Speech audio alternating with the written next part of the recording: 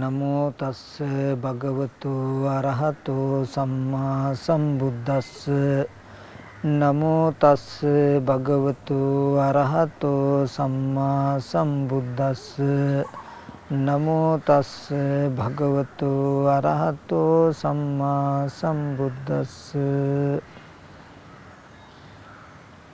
යතෝ කෝ ආවසෝ අරිය ශාවකෝ වේදනංච පජානාති වේදනා සමුදයංච පජානාති වේදනා නිරෝධංච පජානාති වේදනා නිරෝධගාමිනී පටිපදංච පජානාති එත්තාවතාපිකෝ ආවුසෝ අරිය ශාවකෝ සම්මා දිට්ඨි හෝති උජුගතාස්ස දිට්ඨි ධම්මේ අවිච්ඡප්පසාදේන සමන්නාගතෝ ආගතෝ ඉමං සද්ධම්මන්ති ධර්ම ශ්‍රවණා බිලාසී ශ්‍රද්ධා බුද්ධ සම්පන්න කාරුණික පින්වත්නි, මේ පින්වත් පිරිස දැන් මේ සූදානම් වෙන්නේ ඒ බුදුරජාණන් වහන්සේ මේ ලෝක සත්වයා කෙරෙහි පතල මහා කරුණාවෙන් දේශනා කළ ශ්‍රී සද්ධර්මයෙන් බිඳක් ශ්‍රවණය කරන්ට. ඒ නිසා හැම දිනාම නොයෙක් අරමුණු වල සිත දුවන්නට නොදී බොහෝම ශ්‍රද්ධාවෙන් වුමනාවෙන් මේ දේශනාව ශ්‍රවණය කරන්නට ඕනේ. පින්වතුනි, මේ සම්මා දිට්ඨි සූත්‍රයේ සරියුත් මහ රහතන් වහන්සේ ශ්‍රාවකයන්ගේ සම්මා දිට්ඨිය ඇතිවීම පිණිස දේශනා කළ ධර්මයන් අතරින් 9 වෙනි වේදනා වාරය තමයි අද අපිට ඉගෙන ගන්නට, සාකච්ඡා කරන්නට, කතා කරන්නට තිබෙන්නේ. එදා තණ්හාව පිළිබඳ ධර්මය සරියුත් මහ රහතන් වහන්සේ භික්ෂුන් වහන්සේලාට දේශනා කළාම භික්ෂුන් වහන්සේලා බොහොම සතුටු වෙලා අනුමෝදන් වල සරියුත් මහ රහතන් වහන්සේගෙන් ප්‍රශ්නයක් ඇහුවා. එවත්නි ශ්‍රාවකයන්ගේ සම්මා දිට්ඨිය ඇතිවීම පිණිස පවතින තව ක්‍රමයක් කියන්න පුළුවන්ද කියලා. ඒ වෙලාවේදී සරියුත් මහ රහතන් වහන්සේ එවත්නි තව ක්‍රමයක් තියෙනවා, තව ක්‍රමයක් පනවන්න පුළුවන් කියලා සරියුත් මහ රහතන් වහන්සේ දේශනා කරනවා. යතෝකෝ ආවසෝ අරිය ශාවකෝ වේදනංච පජානාති වේදනා සමුදයංච පජානාති වේදනා නිරෝධංච පජානාති වේදනා නිරෝධගාමිනී පටිපදංච පජානාති. අවත්නි මේ ආර්ය ශ්‍රාවක තෙමේ යම් කලක පටන් වේදනාව කියන්නේ මොකක්ද කියලා දන්නවනම්, වේදනාව ගැන හඳුනා ගත්තොත්, වේදනා සමුදයංච පජානාති වේදනාවගේ ඇතිවීම මොකක්ද කියලා දන්නවනම්, වේදනා නිරෝධංච පජානාති වේදනාවගේ නැති කිරීම දන්නවනම්, වේදනා නිරෝධගාමිනී පටිපදංච පජානාති වේදනා නැති කරන ප්‍රතිපදාවක් දන්නවනම්, මෙන්න මෙපමණකිනුත් ආර්ය ශ්‍රාවකතමේ සම්මා දිට්ඨිය ඇත්තෙක් වෙනවා. ඒ කියන්නේ නිවැරදි දැකීමෙන් යුක්ත කෙනෙක් වෙනවා. ඒ වගේම මේ ධර්මයේ ගුණ දෙන පැහැදීමෙන් යුක්ත කෙනෙක් වෙනවා. ඔහුගේ දැකීම ඍජු බවට පත් වුණා වෙනවා. මේ සද්ධර්මයට ආපු කෙනෙක් කියලා කියන්නටත් පුළුවන් කියලා පෙන්වනවා. පෙන්වල සරියුත් මහ රහතන් වහන්සේ මහනවා, එවත්නි කතමාපනාවසු වේදනා කතමෝ වේදනා සමුදය කතමෝ වේදනා නිරෝධෝ කියලා. එවත්නි වේදනාව කියලා කියන්නේ මොකක්ද? වේදනා සමුදය වේදනාවගේ ඇතිවීම මොකක්ද? වේදනාවගේ නැති තැන වේදනාව නැති වෙන්නේ මොකක් කළාමද? වේදනාව නැති කරන මාර්ගය මොකක්ද කියලා ප්‍රශ්න කළා. ප්‍රශ්න කරලා සරියුත් මහ රහතන් වහන්සේ මේට උත්තර දෙනවා. චෛමේ භික්ඛවේ වේදනා කාය. එවත්නි මේ වේදනා කොටස් 6ක් තියෙනවා. චෛමේ භික්ඛවේ වේදනා කාය. වේදනා කොටස් 6ක් තියෙනවා. එතකොට පස්ස සමුදය වේදනා සමුදය ස්පර්ශයගේ ඇතිවීමෙන් වේදනාව ඇති වෙනවා. පස්ස නිරෝධෝ වේදනා නිරෝධෝ මේ ස්පර්ශය නිරුද්ධ වෙනකොට වේදනාව නිරුද්ධ වෙනවා. එතකොට මෙන්න මේ කාරණාව අපි තේරුම් කරගන්නට ඕනේ. වේදනංච පජානාති කියනකොට වේදනාව දන්නවා කියනකොට වේදනාව කියන්නේ මොකක්ද මොන වගේ එකක්ද ඒකේ ශේස්ත්‍රය මොකක්ද එයා කරන වැඩේ මොකක්ද එයාගේ ලක්ෂණය මොකක්ද එයා මොකකින්ද උපදින්නේ එයා මොකද්ද උපදවන්නේ කියන මේ කාරණා ටික අපිට ලැබෙන්නට ඕනේ. අනිත් ධර්මතාත් දිහත් හැම එකක්ම මේ විදිහට දැනගන්නට ඕනේ.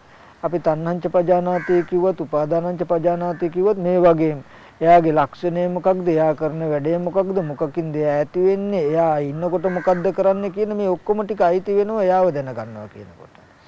ඒ වගේ වේදනාව කියනකොට නිකන් අරමුණක් විඳිනවා වගේ කියන තැනකින් හරියන්නේ නැහැ. එයාගේ යම් තාක්ද සේවය තියෙන්නේ එයාගේ ශේස්ත්‍රයේ යම් තාක්ද ඒ තාක් එයාගේ විෂය යම් තාක්ද ඒ තාක් දැනගන්නට ඕනේ. ඒකෙන් අපිට පුළුවන් ප්‍රමාණය අපි ටිකක් බලමු.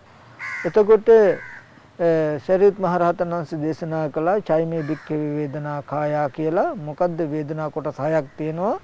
චක්කු සම්පස්ස වේදනා, චක්කු සම්පස්සජා වේදනා, සෝත සම්පස්සජා වේදනා, ගහන සම්පස්සජා වේදනා, ජීවහා සම්පස්සජා වේදනා, කාය සම්පස්සජා වේදනා, මනෝ සම්පස්සජා වේදනා.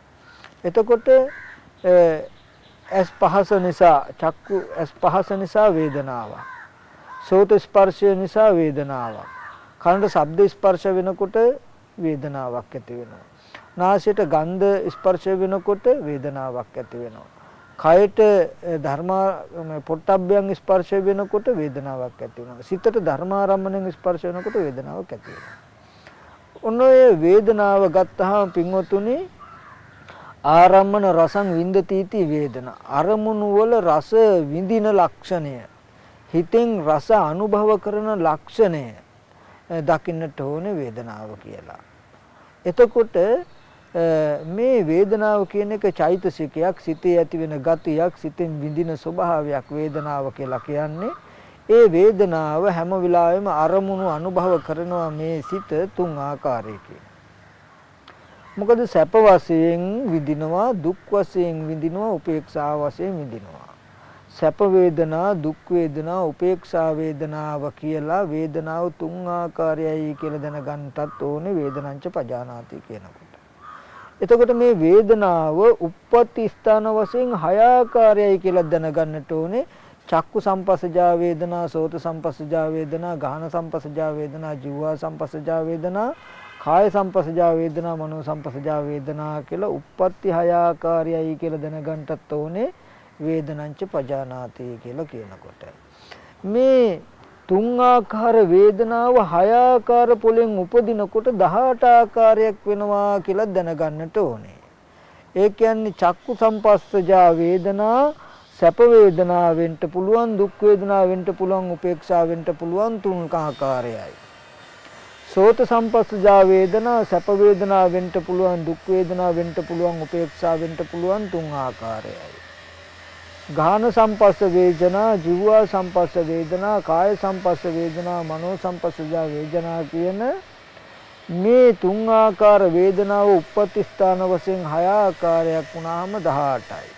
මෙන්න මේ ආකාරය දැනගන්නට ඕනේ. ඊට පස්සේ ඕකේ තව ප්‍රභේද තියෙනවා. ආධ්‍යාත්මික බාහිර වශයෙන් මේ 18 දෙකට බෙදිලා 36ක් වෙනවා. අතීත වේදනා, අනාගත වේදනා, වර්තමාන වේදනා කියලා 36 තුනෙන් වැඩි කළා 108ක් වෙනවා. මේ වගේ ප්‍රභේද වශයෙන් මේ වේදනාව එක එක ප්‍රභේද වෙනවා. විශේෂයෙන් මෙතනදී වේදනංච පජානාති කියනකොට මේ තුන් ආකාර වේදනාව උප්පත්ති ස්ථාන වශයෙන් හය ආකාරයෙන් දත යුතුයි. ඊට පස්සේ මේ වේදනාව කියලා කියන්නේ පින්වතුනි හැම වෙලාවෙම ඇහැට ගැටෙන රූපයක් තියෙනවා නම් මේ රූපය විඳින ලක්ෂණයෙන් දකින්නට ඕනේ. ගැටෙන රූපය ප්‍රියමනාප එකක් වුණොත් ඒ වේදනාවට කියන සැප වේදනාව කියලා. ගැටෙන ස්පර්ශ අප්‍රිය අමනාප වුණොත් ඒ වේදනාවට කියනවා දුක් වේදනාව කියලා. ඒ උපදින ස්පර්ශය උපේක්ෂා සහගත වුණොත් උපදින වේදනාව උපේක්ෂා සහගතයි කියනවා. මෙතනදී වේදනංච පජානාති කියනකොට මම මතක් කළා වේදනාවත් වේදනාවේ උප්පත්තියක් දැනෙන්නට ඕනේ. ඒ වගේම එයා කරන දේ දැනගන්නත් ඕනේ. එයාගේ ශේස්ත්‍රය දැනගන්නත් ඕනේ කියලා. එතකොට චක්කු සම්පස්ස ජා වේදනා කියනකොට උපේක්ෂා ස්වභාවයෙන් යුක්ත ප්‍රිය ස්වභාවයෙන් යුක්ත අප්‍රියමනාප ස්වභාවයෙන් යුක්ත රූප විඳින ගතිය දකින්න චක්කු සම්පස්සජා වේදනාවේ ඇහැට හම්බ වෙන ඇහැට ගෝචර වෙන ගෝචර කියලා කියන්නේ පින්වතුනි ගොදුරු කියන එක සතෙක්ව තව සතෙක් ගොදුරු කරගන්නවා වගේ මේ රූප වලට කියනවා ගෝචර වෙන ධර්ම අනුභව කරන්ට විඳින්ට හම්බ වෙන ධර්ම තමයි රූප කියන්නේ. එතකොට හම්බ වෙන රූපය ප්‍රියමනාප නම් ඒක විඳ හැකි සැප. හම්බ වෙන රූපය අප්‍රියමනාප නම් විඳ හැකි දුක. රූප හම්බ වෙන රූපය උපේක්ෂා සහගත නම් ඒකෙන් විඳින්න පුළුවන් උපේක්ෂාව. එතකොට මෙන්න මේ ශේස්ත්‍රයේ දක්ත යුතුයි මෙයාගේ යම් තාක් ඇහැට රූප ගැටෙනවා නම් මේ තුන් ආකාර වේදනාව පහළ වෙනවා තුන් ආකාර වේදනාව පවතිනවා කියන කාරණාව දකින්නට ඕනේ. තුන් ආකාර වේදනාවෙන් තොර රූපයක් බලන්න පුළුවන් කමක් නැහැ. තුන් ආකාරයෙන් කුමන හෝ ආකාරයක වේදනාවක් විඳිනවා මේ හැම රූපයක් දකින වෙලාවම කියලා දකින්න ඕනේ. ඒ වගේම හැම සද්දයක්ම තුන් ආකාර වේදනාව විඳින්නට හම්බ වෙච්ච ගොදුරක් කියලා දකින්න ඕනේ. ඒ වගේම හැම ගන්ධයක්ම තුන් ආකාර වේදනාව විඳින්නට ගොදුරක් කියලා දකින්න ඕනේ. මේ වගේ මේ සැප දුක් උපේක්ෂා කියන තුන් වේදනාව හැම වෙලාවෙම බාහිර රූප සද්ද ගන්ධ රස පොට්ටබ්බ ධම්ම කියන මේ අරමුණු විඳ විඳ ඉන්නේ ස්වභාවය දකින්ද මේවා අනුභව කර කර ඉන්න ස්වභාවය දකින්ද වේදනාව කියලා. මේ කෙතේ ගොයන් කකා ඉන්න ස්වභාවය දකින්න වේදනාව කියලා. මේකට කියනවා කෙත කියලා ශේස්ත්‍රය කියලා. එතකොට මේ කෙතේ මේ ශේස්ත්‍රයේ මොනවාම හරි දෙයක් අනුභව කරන හරියට තන භූමියකට ගිය ගවයෙක් ඒ පිට්ටනියේ එහා කෙරවල ඉඳන් මෙහා කෙරවලට පිට්ටනිය උලා කමින් ඇවිදිනවා වගේ මේ ඇහැ කන දිවනාසය ශරීරය කියන ආයතන ටිකේ උදව්ව ලබාගෙන මේ හිත මොකද කරන්නේ හැම වෙලාවෙම රූප සද්ද ගන්ධ රස පොට්ටබ්බ කියන මේ ධර්මයන් විඳ විඳ තමයි ඉන්නේ අපි මේ ගොදුරු කකා තමයි හැම වෙලාවෙම මේ තන ඇවිදින්නේ හැම වෙලාවෙම මේ අරමුණු විඳින්න තමයි හොයන්නේ මේ විඳින එකට තමයි තණ්හාව තියෙන්නේ විඳින එක තමයි හොයාගෙන යන්නේ එතකොට වේදනංච පජානාති කියනකොට හොඳට දකින්න ඕනේ මේ වේදනාව කියන එක කොහෙවත් තියනවා එහෙම නෙමෙයි. වේදනාව කියන එක නැති එකකුත් නෙමෙයි. වේදනාව කියන එක මේ ස්පර්ශය නිසා හටගන්න එකක් කියලා දකින්නට ඕනේ. ඒ වගේම මේ වේදනාව කියන එක නිසා තණ්හාව කියන එක ඇති වෙනවා කියලා දකින්නටත් ඕනේ. අපි එතකොට මේ වේදනාව ඒ අවස්ථාවට ඇති වෙන වේදනාව කොහොමද කියලා ටිකක් නුවණින් සම්මර්ෂණය කරලා බලමු. අපි මතක් කළා වේදනංච පජානාති කියනකොට වේදනාව දැනගන්නට ඕනේ සැප වේදනා දුක් වේදනා උපේක්ෂා වේදනා කියලා. ඒ උප්පත්ති ස්ථාන වශයෙන් චක්කු සම්පස්ස සෝත සම්පස්ස කියලා ස්පර්ශ ආයතන 6යි. සැප වේදනා දුක් වේදනා උපේක්ෂා වේදනා උනේ ආරම්මන නානත්තේ. එතකොට ඒ වේදනාවද තියෙන එකක් එහෙම නෙමෙයි අවස්ථාවට ස්පර්ශය නිසායි හටගන්නේ. පින්වතුනි මම ඒකට උපමාවක් කරන්නම් මෙන්න මේ උපමානුසාරයෙන් දකින්නට ඕනේ. අපි කියමු යම්කිසි යකඩ කැලි දෙකක් එකට ගැටීම නිසා සද්දයක් ඇති වෙනවා නම් පින්වතුනි යකඩ කැලි දෙක එකට ගැටෙන්න ඉස්සර වෙලා සද්දයේ හිස් අවකාශ ධාතුවේ කොහෙවත් තිබුණත් නෙමෙයි. යකඩ කැලි දෙක ගැටුණයින් පස්සේ සද්දයේ යකඩ කැලි දෙක ඇතුලේ හෝ හිස් අවකාශ ධාතුව ඇතුලේ කොහෙවත් යකඩ කැලි දෙක තියෙනවත් නෙමෙයි. මේ යකඩ කෑලි දෙක ගැටුණාම පෙර නොතිබීමමයි සද්දය කියලා යමක් ඇති වෙන්නේ. ඒ ගැටිලා ඉවර වෙනකොට ඉතුරු නැතුවම මේ සද්දය කියන එක අතහැරෙනවා, නිරුද්ධ වෙනවා. එතකොට මේ සද්දය දිහා බලන්ද සද්දය කියන එක තිබුණා නෙමෙයි, තියෙනවා නෙමෙයි, පෙර නොතිබීම හටගෙන ඉතුරු නැතුවම නැති වෙන ධර්මයක්. අන්න ඒ උපමාවෙන් මේ වේදනාව කියන එක දකින්න ඕනේ. වේදනංච පජානාති කියනකොට වේදනාව කියන එක තියෙන එකක් නෙමෙයි. වේදනාව කියන එක තිබුණු එකක් නෙමෙයි. වේදනාව කියන එක පෙර නොතිබීම හටගෙන ඉතුරු නැතුව නැති වෙන ධර්මතාවයක් කියලා දකින්නට ඕනේ. එතකොට වේදනාව කියනකොට එතනදී දකින්නට ඕනේ චක්කු සම්පස්සයෙන් උපදින ප්‍රියමනාප වේදනාවක් තියෙනවා නම් ඒ ප්‍රියමනාප වේදනාව හැම වෙලාවෙදිම මේ ස්පර්ශය නිසා හටගත්තා කියන කාරණාව දකින්නට ඕනේ. ස්පර්ශය නැති වෙනකොට මේ වේදනාව නැති වෙනවා කියන කාරණාව දකින්නට ඕනේ. එතකොට මේ ස්පර්ශය කියන එක ඒ අවස්ථාවට ඇතිවෙච්ච ධර්මයක් කියන කාරණාව අපිට පේන්නත් ඕනේ. ඒ කිව්වේ ඇහත් රූපය චක්කු විඥානයත් කියන මේ තුන් දෙනා එකට එකතු වෙච්ච තැන ස්පර්ශයක් කියනවා. මේ තුන් දෙනා එකට එකතු වුණාම පෙර නොතිබීමමයි මේ චක්කු සම්පස්සයෙන් උපන්න වේදනාව හටගන්නේ. එතකොට ඒ උපන්න වේදනාව සැප වෙන්න පුළුවන්, දුක් වෙන්න පුළුවන්, නොදුක් නොසුව වෙන්න පුළුවන්. එතකොට ඒ හේතු තුන් දෙනාගේ එකක් හරි වෙන් වුණොත්, බිඳුනොත් ඒ වේදනාව ඉතුරු නැතුවම නැති වෙනවා. ඒ වේදනාව ඉතුරු නැතුවම නැති වෙනවා. එතකොට වේදනාව හරියට අර යකඩ කෑලි දෙක ගැටුණාම පෙර නොතිබීම හට ගන්නවා වගේ මේ වේදනාව කියන එක පින්වතුනි ඇහි තියෙනවවත් නෙමෙයි. එහෙම නැතිනම් රූපේ තියෙනවවත් නෙමෙයි. චක්කු විඥානය කියලා හිතක් තියෙනවා, හිතේ තියෙනවවත් නෙමෙයි.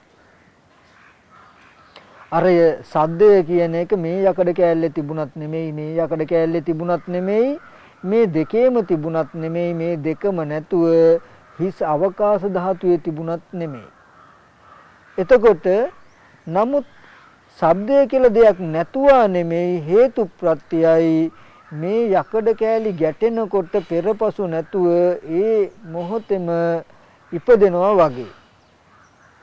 මේ වේදනාවත් ඇහි තිබුණා නෙමෙයි, හිතේ තිබුණා නෙමෙයි, රූපේ තිබුණා නෙමෙයි, මේ හේතු ටික එකට එකතු වෙනකොට පෙර නොතිබීම වේදනාවක් හට ගන්නවා.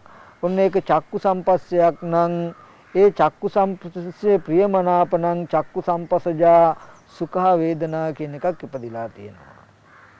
එතකොට චක්කු සම්පස්සයෙන් උපන්න වේදනාව දුක් වේදනාවක් නම් ඒ චක්කු සම්පස්සේ නිසා උපන්න දුක් වේදනාව ඒ ස්පර්ශය නිසායි හටගත් ස්පර්ශය නැති වෙනවා කියන එක පේන්නට ඕනේ. ඊට පස්සේ ඒ උපදින වේදනාව උපේක්ෂා සහගත නම් ඒ උපේක්ෂා සහගත ස්පර්ශය නිසා මේ වේදනාව උපන්නා, උපේක්ෂා සහගත ස්පර්ශය නැති වෙනවා කියලා පේන්නට ඕනේ. මේ වේදනාව තියෙන එකක් නෙමෙයි, තිබුණ එකක් නෙමෙයි, ප්‍රත්‍ය නිසා, හේතු නිසා හටගෙන නිරුද්ධ වෙන එකක් කියන නුවණ ඕනේ වේදනංච පජානාති කියලා දැනගන්න. තව පැත්තකින් සතර සතිපට්ඨාන වේදනානුපස්සනාවට පෙන්නන වේදනාව නව ආකාරයකින් තියෙන පරියාය තේරුම් කරගන්නට ඕනේ. සැප වේදනාවක් විඳිනකොට සැප වේදනාව කියන එක දන්නවා, දුක් වේදනාවක් විඳිනකොට දුක් වේදනාව දන්නවා, උපේක්ෂා වේදනාවක් කියනකොට උපේක්ෂා වේදනාව ගැන නුවණයි. ඊට පස්සේ මේ වේදනාව සාමිසද නිරාමිසද කියන එකක් දැනගන්නටත් ඕනේ. එතකොට මේ සාමිස කියලා කියේ පංචකාමයේ නිස්සිත වේදනාවක්ද නිරාමිස වේදනාවක්ද කියන කාරණාව ලැබෙන්නට ඕනේ.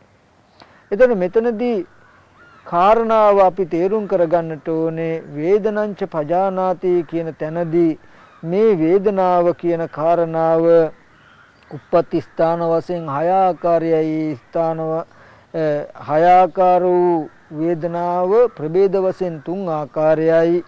ඒකද සාමිස නිරාමිස වශයෙන් දෙකට බෙදෙනවා. ඒ වේදනාව හටගන්නේ පෙර නොතිබීම හටගන්නවා ඉතුරු නැතුවම නැති වෙනවා කියලා. එතකොට මෙතනදී මේ වේදනාව කියන කාරණාව පිරිසිඳ දකින්නට ඕනේ අපි කොහොමද? මෙතනදී හැම වෙලාවෙම මේ ස්පර්ශය නිසා වේදනාව ඇති වෙනවා කියන ලක්ෂණයට සිහිය අපේ යන්නට ඕනේ පින්වතුනි. මේ ස්පර්ශය නිසා වේදනාව ඇති වෙනවා කියන ලක්ෂණය අපිට නැති වුණොත් වේදනාවේ අනිත්‍ය අපිට පේන්නේ නැහැ. මොකද අපිට අවිද්‍යාවට පෙන්වන්නේ විඳින්නේ වේදනාව එන්නේ රූපෙන් කියලයි. සද්දෙන් ගන්ධෙන් කියලයි. නමුත් රූප ස්පර්ශය නිසායි විඳින්නේ. පස්සපච්චය වේදනා කියන තැනට පින්වතුනි හොඳට නුවණ යන්නට ඕනේ. මේ වේදනංච පජානාති කියලා කියන්නේ ඒ නිසා. වේදනාව ඇතිවෙන්න තියෙන හේතු මූලයක් තියෙනවා නම් ඒ හේතු මූලයට සිහිය යොමු කරන අදහසිනුයි මේ වේදනංච පජානාති කියලා පෙන්වන්නේ. මොකද ඒ වේදනාව ඇති වෙන හේතු මූලයට අපේ නුවණ නැති නිසායි පින්වතුනි අපිට කවදාවත් වේදනාවේ අනිත්‍ය පේන්නේ නැත්තේ. වේදනාව ගැන කලකිරෙන්නේ නැත්තේ. මම ඕකට සාමාන්‍යයෙන් සරල උපමාවක් පෙන්වන්නම්. ඒ අනුසාරයෙන් මේ පින්වතුන් මේ අපි ජීවත් වෙන වේදනාවක් විඳිනකොට අපේ තියෙන මානසික මට්ටමත් අවිද්‍යාව සහගතව තේරුම් කරගන්නට. නමුත් වේදනාවක් විඳිනවා කියනකොට යථාර්ථයෙන් වේදනාවක් විඳිනවා කියන තැන මොන වගේද කියන කාරණාවත් තේරුම් කරගන්න ඕනේ. අන්න එතෙන්ට අපේ සිහිනුවන යෙදුණු දවසටයි වේදනාවේ අනිත්‍ය පෙන්න්නේ වේදනාවේ කලකිරෙන්න පුළුවන්කම අපිට ඇති වෙන්නේ. පින්වතුනි මෙන්න මේකයි උපමාව. මේ පින්වතුන්ට බොහොම රසවත් ආහාර වේලක් හම්බ වෙනවා කියලා හිතමු. එතකොට ඒකේ තියෙනවා කැවුම්, කේක්, කෙසෙල් ගෙඩි, නොයෙක් කැවිලි ಜಾති, පළතුරු ಜಾතිත් තියෙනවා, බත් ව්‍යංජනත් තියෙනවා. මේ වගේ ආහාර වේලක් හම්බ වෙනවා. හම්බ වෙනකොට දැන් මේ බත් පිඟානේ තියෙන මාළු ටිකක්, නොයෙක් රසම රස ව්‍යංජන ටිකක් අරගෙන එකට අනලා මේ පින්වුතුන් කටේ දාලා හපනවා. දැන් හොඳට සිහිය යොමු කරන්ඩ කටට ගත්තට පස්සේ ගත්ත ගමම්ම මේ ආහාර යුරෝපීය කියලා නැත්තම් මේ කටේ තියෙන කේට ග්‍රන්ථිය නිසා කෙල ආහාර එක්ක මිශ්‍රණ වෙනවා. මිශ්‍රණය වෙලා ඒ එක්කම ආහාරය යම් මට්ටමක් දිරනවා. දිරලා දැන් කටේදී මේක හැපෙනකොට සම්පූර්ණ කෙලත් එක්ක මිශ්‍ර වෙලා ඇනිලා වමනේ ගොඩක් වගේ කටේදීම. ඕනනම් ඒක ආපහු එළියට දැම්මොත් අපිටම අපිරිය හිතන මට්ටමක් තියෙනවා. මෙන්න මේ දැන් අර පිඟානේ තියෙන ආහාර ටික ඔක්කොම එකට එකතු කරලා කටට දාගෙන දැන් හපනවා අපි. හපනකොට දැන් එතන කෙලත් එක්ක මිශ්‍ර වෙලා තියෙන වමනේ ගොඩ හැපිලා ඒ නිසා යම් රසයක් දැනෙනවා. හොඳට බලන්න දැන් කටේ තියෙන කෙලත් එක්ක මිශ්‍ර වෙලා හැපිලා එතන තියෙන ඒ ටිකෙනුයි ඒ වමනේ ටික හපනකොටයි දැන් මේ රසයක් එන්නේ. පැණි රසක් හරි නැත්නම් යම් රසයක් දැනෙනවා නම් ඔන්න ජීවා ස්පර්ශය නිසායි රසය එන්නේ. නමුත් අපේ අදහස තියෙන්නේ මේ රස විඳ අපි අත දාන්නේ ආපහු බත් පිඟානේ තියෙන මාළු කෑල්ලට, කරෝල කෑල්ලට, නැත්නම් අල කෑල්ලට. මොකද අපි හිතාගෙන මේ රසය එන්නේ මේ වෑන් කියලා පිඟාන දිහායි බලන්නේ. ස්පර්ශය නිසායි මේ වේදනාව එන්නේ. නමුත් මේ වමනේ ටික හපලා ඇති වෙන වේදනාව ගැන කවදාවත් අපිට කලකිරෙන්නේ නැහැ, අපිට එපා වෙන්නේ නැහැ. මොකද අපේ සංඥාව යන්නේ ඇහැට පෙනෙන දේ. ජීවා ස්පර්ශය නිසා ඇති වෙන වේදනාවේදී අපේ සංයෝජනයේ තියෙන්නේ ඇහින් බලන රූපෙටයි. රස තණ්හාව අපි ඇති කරගෙන තියෙන්නේ පින්වතුනි මේ ඇහැට පෙනෙන නිමිති හා බැඳිලායි. එතකොට හැම වෙලාවෙම ආපහු බත් පිඟානට අපි අත දාන්නේ. අර කරෝල කැල්ල මාළු කැල්ලට අත දාන්නේ. නැත්තම් ඒ පිඟානේ තියෙන කේක් කැල්ලට අත දාන්නේ. අර මේ වේදනාව සිහි කළායි. මොකද මේ පෙනෙන දෙයින් තමයි මේ වේදනාව ආවේ කියලා. නමුත් මෙතනදී ස්පර්ශය නිසා වේදනාව ඇති වෙනවා කියලා වේදනංච පජානාති කියනකොට වේදනාව දන්නවා කියනකොට වේදනාව දැනගන්න ඒ වේදනාව මෙන්න මේ උප්පත්ති හේතුව නිසායි කියලා දැනගන්න. එතකොට මේ උප්පත්ති හේතුව දන්නේ නැත්නම් මේ වේදනාව ආපහු හදන්නේ තණ්හාව නිසායි කියලා දකින්න. ආපහු මේ වේදනාව ගන්න පිඟානට අත දම්වන්නේ තණ්හාව නිසායි. වමනේ ටික හැපිලයි මේ වේදනාව එන්නේ. නමුත් පෙන්වන්නේ පිඟානේ තියෙන එකෙන් රසය එනවා කියලා අවිද්‍යාව මුල් කරලා ඒක ගණ්ඩයි අත දාන්නේ. එතකොට මෙන්න මේ උපමාව වගේ උපමාව තමයි කටේ තියෙන වමනේ ටික හපන කොටයි අපිට මේ වේදනාවක් දැනෙන්නේ. නමුත් ඒකට අපේ සිහිය යන්නේ නැති නිසා නුවණ යන්නේ නැති නිසා පෙනෙන අරමුණට අපේ සිහිය නුවණ අපේ සිහිය මෝඩකම පතිත වෙන නිසා එතන නුවණක් නැහැ. අසීයයි අනුවණකමයි පතිත වෙන නිසා මේ වේදනාව ඇති උනේ පෙනෙන රූපෙන් කියලා අපි හිතනවා. එහෙම හිතනකොටයි අපිට කවදාවත් මේ වේදනාවේ අනිත්‍ය පෙනෙන්නේ. අනිත්‍ය පේන්න නම් ඒ ස්පර්ශය වෙන තැන අපේ සිහිය තියෙන්නට ඕනේ.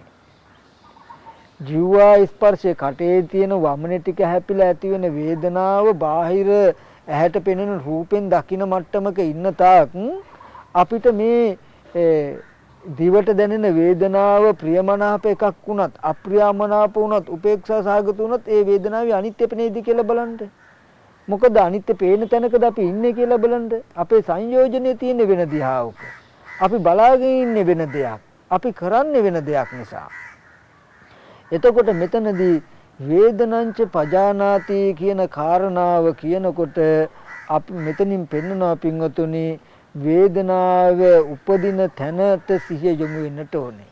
අන්න ඒ විදිහට සිහිය යොමු කළොත් තමයි අපිට මේ වේදනාව අනිත්‍ය දෙයක්, දුක් දෙයක්, අනාත්ම දෙයක් කියලා වේදනාවේ ඇත්ත ඇති හැටි දකින්න පුළුවන්. වේදනාංච පජානාති කියනකොට වේදනාව පෙර නොතිබීම හටගෙන ඉතුරු නැතුව නැති වෙන අනිත්‍ය දෙයක්. ඒ වගේම නොයෙක් ප්‍රත්‍යයන්ගෙන් හැදිලා හටගන්න දෙයක් නිසා තමා හෝ අනුන් විසින් නොකරන නිසා වේදනාව අනාත්ම වූ දෙයක්. ඒ වගේම වේදනාව මම හෝ මගේ හෝ ආත්ම වශයෙන් ගන්න බෑ මේ හේතුන්ගෙන් හටගෙන හේතු නිරෝධයෙන් නිරුද්ධ වෙන ධර්මතාවයක් කියන එක තේරෙන්නට ඕනේ. ඔන්න ඔය මට්ටමේ දැක්මක් මාවහමයි වේදනංච පජානාති වේදනාව දන්නවා කියලා කියන්නේ. එතකොට එහෙම වේදනාව දැනගන්න නම් අර උපමාවෙන් කිව්වා වගේ හැම ස්පර්ශයකටම නුවණ අරගෙන යන්නට ඕනේ. එහෙනම් චක්කු සම්පස්සපච්චා වේදනා කියලා කියනකොට හොඳට දකින්න මේ පින්වතුන් බාහිර රූපයකින් සැප දුක් විඳා හැම නෙමෙයි. ඔගොල්ලෝ සැප දුක් විඳින්නේ කුමක් නිසාද? පස්සපච්චා වේදනා. එතකොට බාහිර රූපය උපකාර වුණා හිතට ස්පර්ශ වෙන්නට. ස්පර්ශය නිසායි මේ වගේ වේදනාවක් ඇති උනේ. එහෙනම් මේ වේදනාව කියන එක හැම වෙලාවෙම තමන්ගේ සිත තුළ උපදින දෙයක්. වේදනාව සිහි කරගෙන කිසිම වෙලාවක බාහිරයට ඕගලන්ට යන්න බැරි වෙන්නට ඕනේ. වේදනාපච්චය තණ්හා වේදනාව පිරිසිඳ නොදැක්කොත් තමයි තණ්හාව ඇති වෙන්නේ. මේ අවශ්‍යම කාරණාව තමයි වේදනාව පිරිසිඳ දකින්න ඕනේ.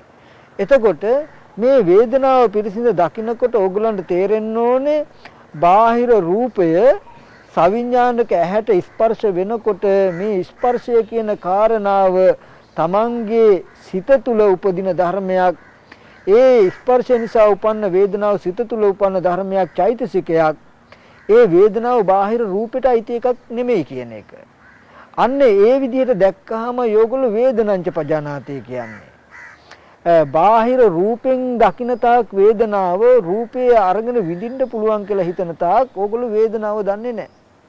ඕකට අපි මෙහෙම උපමාවක් කළොත් අපි කියමු පළතුරු ටිකක් ගන්නවා අපි.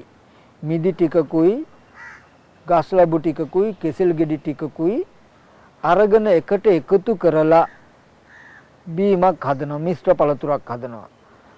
ගස් ලැබු කෙසෙල් ගෙඩි මිදි දාලා හදපු මේ මිශ්‍ර පළතුර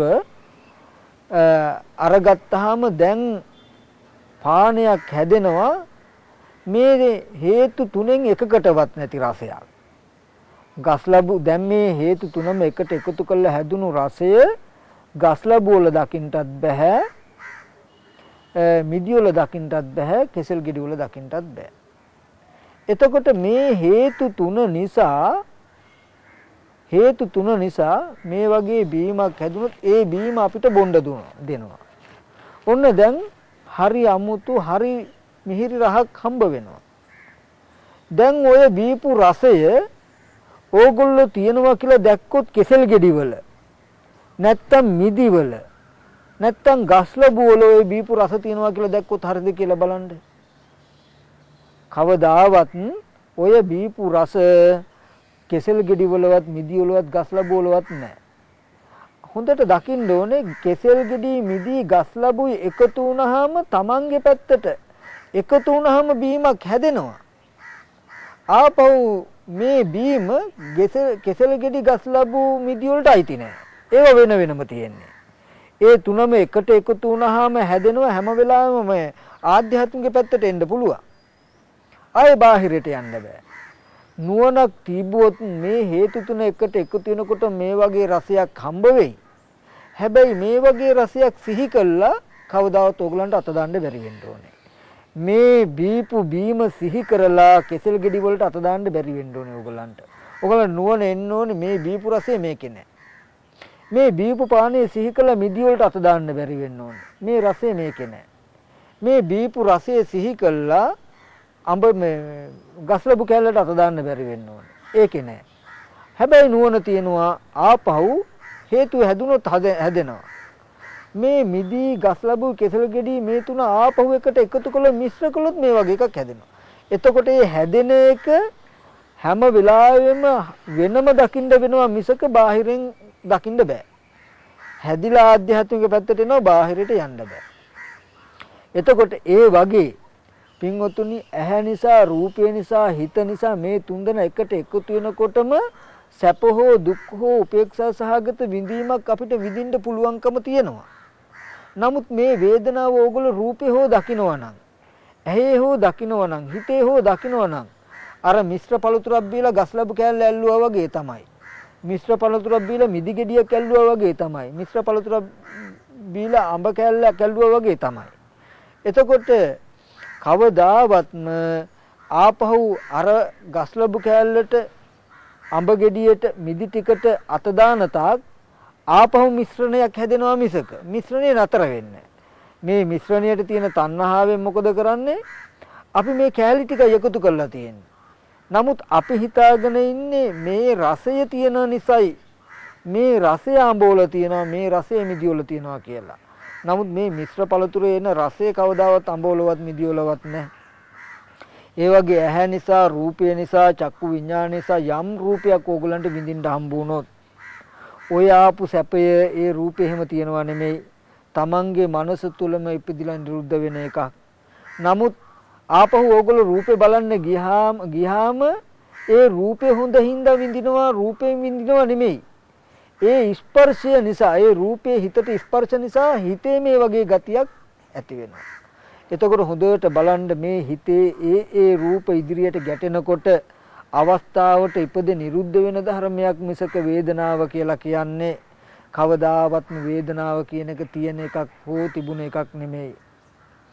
එතකොට මෙන්න මේ ටික අපි දැක්කොත් වේදනාවේ නිට්ටය බව යනවා.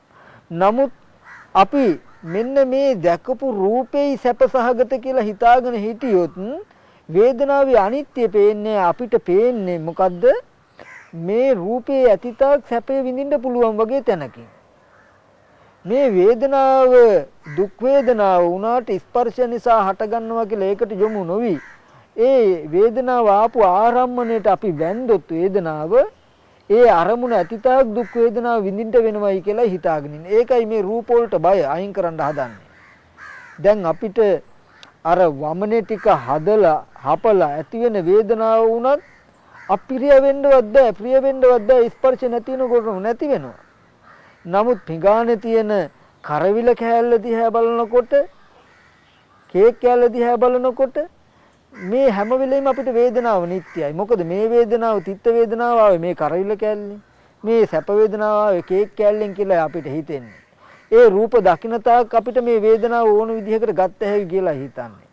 වේදනාවේ සැප වේදනාවේ අනිත්‍ය දකින්නත් දැකලා ඇලෙන්නේ නැතුව ඉන්නත් දුක් වේදනාවේ අනිත්‍ය දකින්නත් දැකලා ගැටෙන්නේ නැතුව ඉන්නත් අපිට පුළුවන්කම තියෙන්නේ මේ ස්පර්ශය නිසා වේදනාව උපදිනවා කියලා දැනගත්තොත්. එතකොට වේදනංච පජානාති කියනකොට වේදනාව කියන එක උප්පත්ති ආකාරයෙන් හය ආකාරයයි කියලා දකින්නට ඕනේ. ඒ හය ආකාර වේදනාව ප්‍රභේද වශයෙන් තුන් ආකාරයි කියලා දකින්නට ඕනේ. ඒ තුන් ආකාර වේදනාවම ස්පර්ශ ප්‍රත්‍යයෙන් හට ගන්නවා කියලා දකින්නටත් ඕනේ. එහෙම දකින්න බැරි වෙන හැම වෙලාවකම ඒ වේදනාව ආරම්භය තණ්හාව ඇති වෙනවා කියලා දකින්නට ඒ තණ්හාව ඇති වුණොත් තණ්හාව නිසා උපාදානය ඇති වෙනවා. උපාදාන වුණොත් භවය ඇති වෙනවා. භවය ඇති වෙන ජරා මරණ ශෝක පරිදේ දුක් දුම්නස් ඇති කරනවා. මේ ජරා මරණ දුක ඇති කරන ධර්මයක් දුක කියලා කියන්නේ කියලා දකින්න. දුක කියන එකම පින්වතුනි දුකක්. සුඛ දුක්ඛ දුක්ඛ දුක්ඛ විපරිණාම දුක්ඛ කියලා සංකාර දුක්ඛ දුක්ඛ දුක්ඛ විපරිණාම දුක්ඛ කියලා බුදුරජාණන් වහන්සේ පෙන්නනවා. සැප වේදනාවේ නොපවැත්ම දුකක්, උපේක්ෂා වේදනාවේ විපරිණාම බව දුකක්, දුක් වේදනාව දුකක්මයි. එතකොට වේදනාව කියලා කියන්නේ එක පර්යායකින් දුකම නේද කියලා දකින්න ඕනේ. ඊට පස්සේ වේදනංච පජානාති කියනොත් මේ ලෝකයේ හැමතැනම තියෙන පින්වතුනි වේදනාව දෙආකාරකින් විතරයි විඳින්න අපිට. ප්‍රිය විප්‍රයෝග දුක්ඛය, අප්‍රිය සංපයෝග දුක්ඛ කියන දෙක විතරයි. අපි යම්ම වේදනාවක් විඳනනම් පින්වතුනි හොඳට බලන්ට ඕගොල්ලෝ ප්‍රියමනාප වේදනාවක් කියලා යම්ම වේදනාවක් විඳනනම් ඒ ප්‍රියමනාප දේ නැති වෙච්ච නිසා ඕගොල්ලෝ දුකට වැටිලා. අප්‍රියමනාප වේදනාවක් වින්දනං අප්‍රියමනාප දුක දුකක්මයි. අප්‍රියමනාප දුකේ පැවැත්ම දුක, ප්‍රියමනාප දුකේ නොපැවැත්ම දුකක්. අන්තිමට මාරුවේ මාරුවට මේ දුකම විඳලා තියෙනවා. දුක් වූ අර්ථයෙන්ම දුක විඳලා තියෙනවා මිසක වේදනාව කියනකොට වෙන සැපක් විඳලා තියෙනවද කියන කාරණාව දකින්න. මෙන්න මේ වේදනාව කියන්නේ නිෂ්පර්යායකින් ගත්තාම දුකක්මයි කියන කාරණාව තේරෙනවා නම් වේදනංච පජානාති කියලා කියනවා. එතකොට වේදනංච පජානාති කියන කාරණාවේදී අපිට තේරෙන්නට ඕනේ වේදනාවගේ ප්‍රභේදගත බව තේරෙන්නට ඕනේ. වේදනාවේ උප්පත්ති ස්ථානය පෙනෙන්නට ඕනේ. වේදනාව උපදවන ධර්මතාවය පෙනෙන්නට ඕනේ. වේදනාව නිසා අපිට අත්විඳින්න වෙලා තියෙන ධර්මතාවය දැනගන්නට ඕනේ. ඒ කියන්නේ වේදනාව කියන්නේ දුකක්මයි කියන කාරණාව දකින්නට ඕනේ. වේදනාවට කැමති වෙන, වේදනාව විඳින්න ප්‍රිය වෙන ලක්ෂණය අතහැරෙන්නට ඕනේ. මොකක් නිසාද? සැප වේදනාව නොපවතිනවා දුකක් නම්, දුක් වේදනාව පවතින බව දුකක් නම් මේ දුක උපදවාගෙන දුක් විඳිනව නේද කියන කාරණාව තේරෙන්නට ඕනේ. මේ විදිහට වේදනංච පජානාති කියන කාරණාව දකින්න. විශේෂයෙන්ම අවධානය යන්නට ඕනේ වේදනාව ස්පර්ශ ප්‍රත්‍යයෙන් හට ගන්නවා කියන තැනට අපේ සිහිය නුවණ යෙදෙන්නට ඕනේ. ස්පර්ශය කියනකොට පෙර නොතිබීම හටගෙන ඉතුරු නැතුව නැති වෙනවා කියලා අර සද්ද උපමාවෙන් දකින්න. ඒ වගේම වේදනාව කියනකොට ඒ වේදනාව ස්පර්ශ ප්‍රත්‍යයෙන් කියලා දකින්නවා කියන මේ කාරණාවෙන් කියනවා වේදනාව ආරම්භය බාහිර ආරම්මණයේ තියෙන අපේ සංයෝජනේ අතහැරෙන්නට ඕනේ.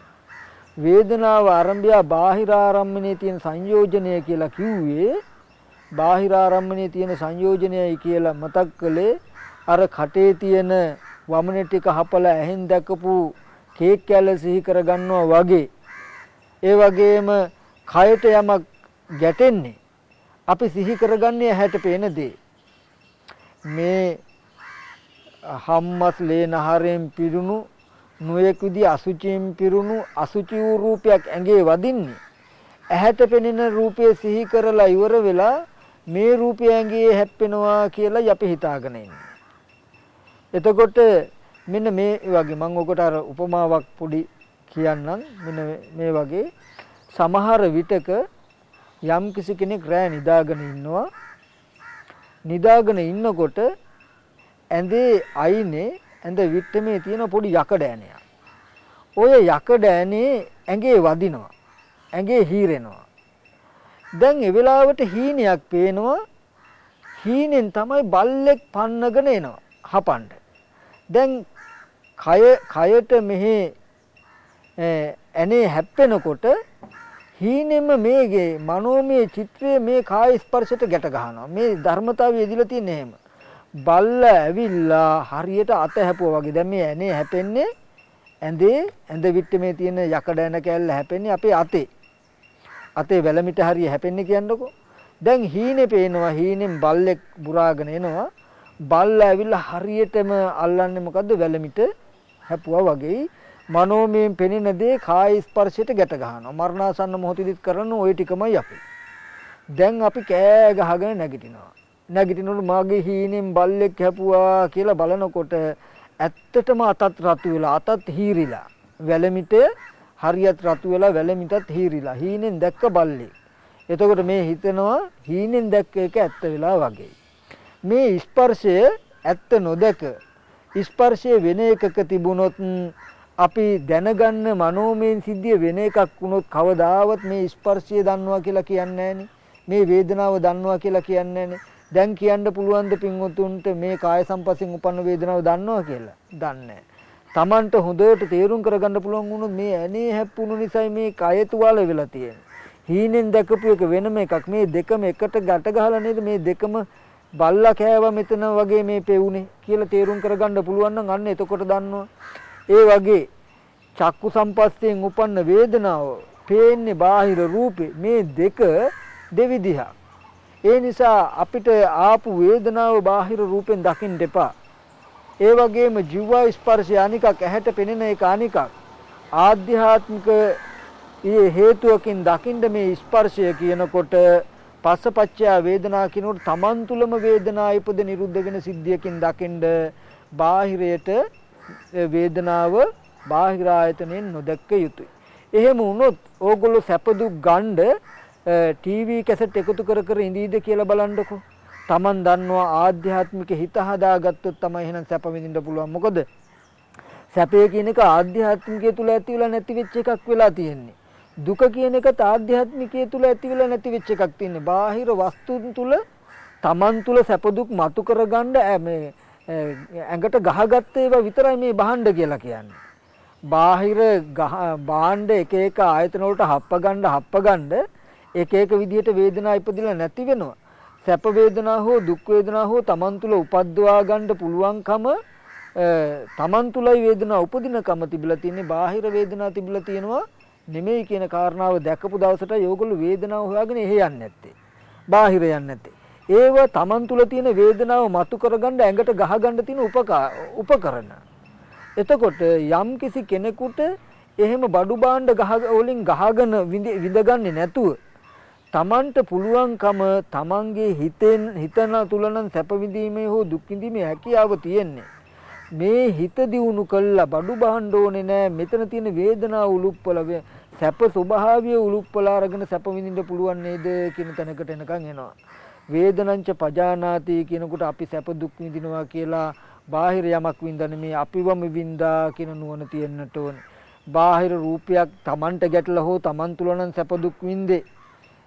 සද්දයක් බාහිර සද්දයක් ගැටුණා තමා තුල නම් සැප දුක් විඳේ.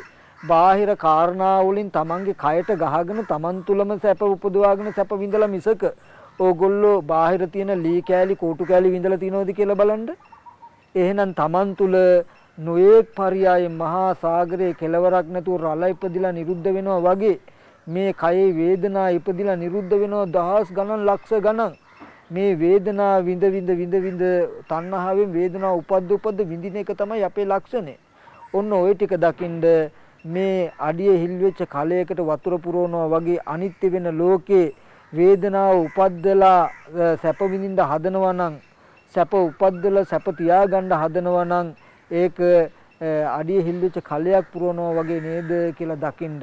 ඔන්න ওই ටික දැක්කොත් වේදනංච පජානාති කියන තැනට එන්න පුළුවන්. එතකොට මේ ස්පර්ශය නිසා වේදනාව ඇති වෙනවා කියලාත් පේන්නට ඕනේ. එතකොට වේදනංච පජානාති කියව පරියායම තියෙනවා වේදනා සමුදය ස්පර්ශ නිසා වේදනාව ඇති වෙනවා.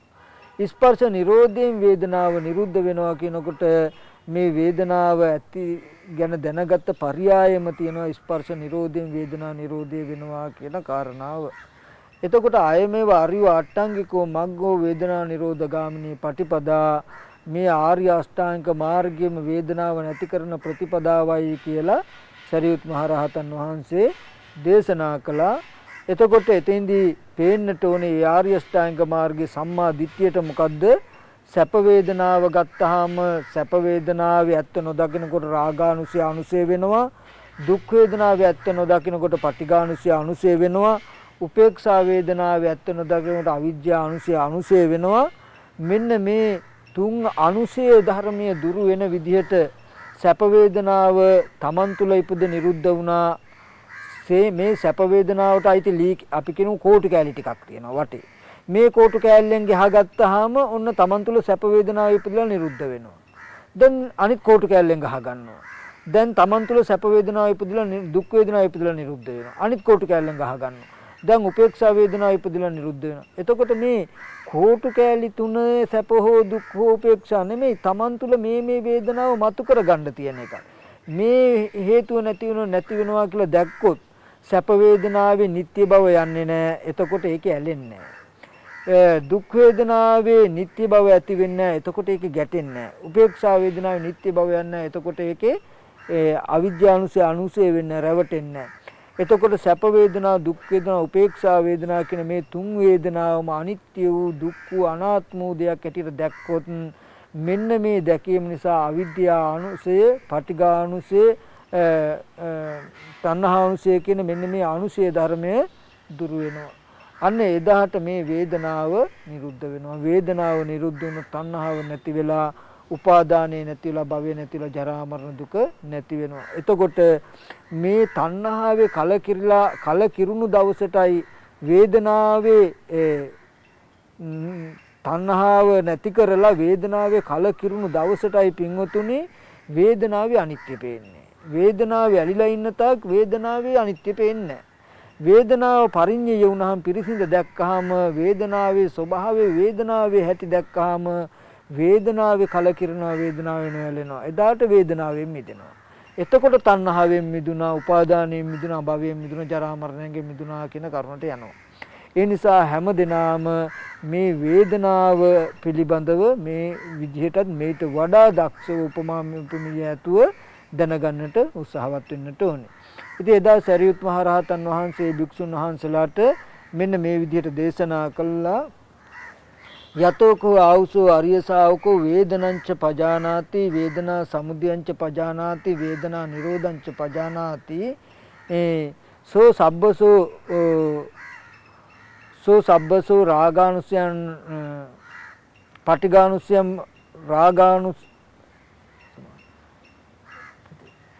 සෝ සබ්බසෝ රාගානුසයන් පහය පටිඝානුසයන් පටිවිනෝදෙත්වා අස්මිති දිට්ඨි මානානුසයන් සමෝහනිත්වා අවිජ්ජං පහයි විජ්ජං උපාදේත්වා දිත්තේව ධම්මේ දුක්ඛසන්ත කරෝ හොති කියලා පෙන්වනවා. එයා යම් කිසි විදිහකදී මේ වේදනාවගේ ඇතිවීම නැතිවීම නැති කරන මගක් දැනගත්තොත් සියලුම ආකාරයෙන් රාගය නැති කළා, පටිඝය නැති කළා, මම වෙමි යන දැකීම හා මානෙ නැති කළා විද්‍යාව උපදවාගෙන අවිද්‍යාව දුරු කළා මේ ජීවිතේම දුකෙන් මිදෙනවා කියලා සරියුත් මහ රහතන් වහන්සේ දේශනා කළා. ඒ භික්ෂුන් වහන්සේලා ඒ දේශනාවට සතුටු වුණා, අනුමෝදන් වුණා. හැම දිනමත් මේ පරියාය අහලා නුවණින් අවබෝධ කරගෙන සසර දුකින් එතර වීම සඳහා උත්සාහවත් වෙන්නට ඕනේ. පින්වතුනි, ඒ වගේම අද දවසේද මේ ධර්ම දේශනාව සඳහා විශේෂ දායකත්වයේ සපයමින් මේ සද්ධර්මයේ ප්‍රචාරය කරවන්නට අනුග්‍රහය දක්වනවා. ඒ කෝට්ටේ බැද්දගානේ ජයපුර මාවතේ 25න් 20 නිවසේ පදිංචි සීලා උඩවත්තගේ මහත්මිය. එම උඩවත්තගේ මහත්මිය මෙම සත්ක්‍රියාව සිද්ධ කරන්නේ විශේෂයෙන්ම එම උඩවත්ත මහත්මියගේ දෙමව්පියන් වන දොන් හේමා උඩවත්තගේ තමන්ගේ ආදරණීය පියාණන්ටත් ඒ වගේම රූපා පෙරේරා උඩවත්තගේ තමන්ගේ ආදරණීය මවටත් ඒ වගේම පරලෝ සැප සියලුම ඥාති හිතේසින්ටත් පින් අනුමෝදන් කරන්ටත් ඒ වගේම තමන්ගේ ඥාති හිතේසි උපාලි අබේ වික්‍රම මහතාගේ දෙමව්පියන්ට සහ නැසී ගිය සියලුම වර්ග પરම්පරාගත ඥාතින්ට මේ පින් අනුමෝදන් කරන්ට ඕනේ කියන කලන අදහස් ඇතුවයි ඒ සීලා උඩවත්තගේ මෙතිනිය මෙම ධර්ම දේශනාව සඳහා විශේෂ දායකත්වයේ දක්වලා තියෙන්නේ. අපි හැමදෙනාම ප්‍රාර්ථනා කරමු ඒ දුන් හේවා උඩවත්තගේ පියාටත් රූපා පෙරේරා උඩවත්තගේ මව ඇතුළු පරලෝ සැප සියලුම ඥාතීන්ට ඒ අබේ වික්‍රම මහතාගේ දෙමව්පියන් ඇතුළු සියලුම ඥාතීන් මේ පින්කම ඕන් කලාව පින්කමක් සතුටින් සාදුනාදෙන් මේ මියගේ ඥාතීන් අනුමෝදන් වෙත්වා. ඥාතීන් දුකක සිටිනන් දුකෙන් අත මිදී සැපවත් භාවයකටපත් වීමෙන් උතුම් නිවනින් සැනසෙත්වා කියලා සාදුනාදයක් පවත්වන්න. ඒ වගේම ඒ සීලා උඩවත්තගේ මහත්මියටත් ඒ වගේම සුජීවත්ව වාසය කරන ඒ සියලුම දෙනා තමන්ගේ ඥාති හිතේසී සියලුම දෙනාටත් නිදුක් නිරෝගී සුවපත් භාවයේ චිරජීවනයේ වේවා කරන කියන යහපත දත් සියල්ල සමුද්ද වේවා. සසර වසනාතුරු සාපිපාසාදී පියකට දුකේ දුප්පත් අසරණ දින්දු භාවයකටපත් නොවි උතුම් වූ අජරාමර නිර්වාණ සම්පත්තිය අවබෝධ කරගන්නටත් මෙම කුසල ධර්මයේ උතුම් නිවන් පිණිසම ඒ සීලා උඩවත්තගේ මෙතිනිය ඇතුළු සියලුම ඥාති හිතේසින්ටත් නිවන් පිණිසම පාරමිතාවක් වේවා කියන අදහස් කරගන්නට හැම දිනාටම තෙරුවන් සරණයි. ආකාසට්ඨා ච බුම්මට්ඨා දේවා නාග මහිද්దికා පුඤ්ඤන්තං අනුමෝදිත්වා චිරන් රැක්කන්තු බුද්ධ ශාසනං. ආකාසට්ඨා ච බුම්මට්ඨා දේවා නාග මහිද්దికා පුඤ්ඤන්තං අනුමෝදිත්වා චිරන් රැක්කන්තු දේශනං තිරන් රැක්කන්තු නම් පරන්ති.